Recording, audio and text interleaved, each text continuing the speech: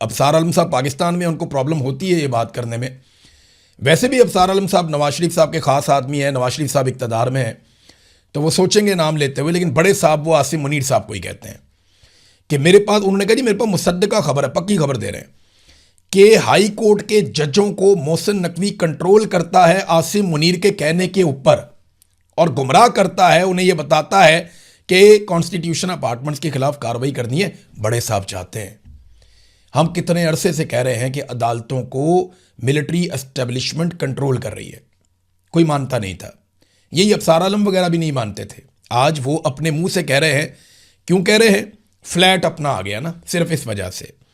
फिर उन्होंने कहा मेरा एक सवाल है, क्या ये मोहसिन नकवी का मुल्क है?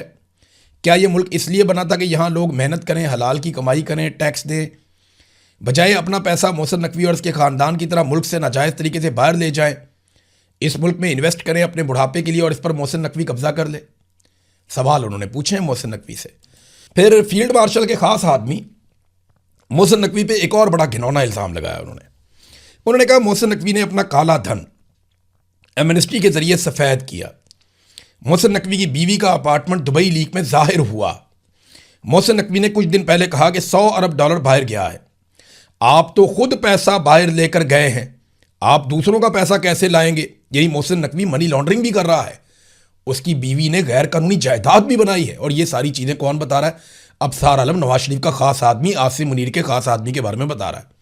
सिंध के मुख्तलिफ एयरपोर्ट पर आज भी जहाज़ उतर रहे हैं जो काला धन दुबई लेकर जा रहे हैं। यह भी जनाब अबसार आलम ने कहा है।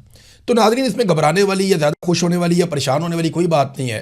अबसार आलम का फ्लैट बच जाएगा तो मामला बिल्कुल नॉर्मलाइज हो जाएंगे, उसके बाद कोई ना कोई ये हल भी निकाल लेंगे। लेकिन अच्छी बात यह है कि कम से कम इन्होंने एक दूसरे को एक्सपोज किया और जो बातें हम काफ़ी अरसे से कह रहे हैं उनके सबूत के तौर पे अब इन बयानात को हम सामने रख सकते हैं।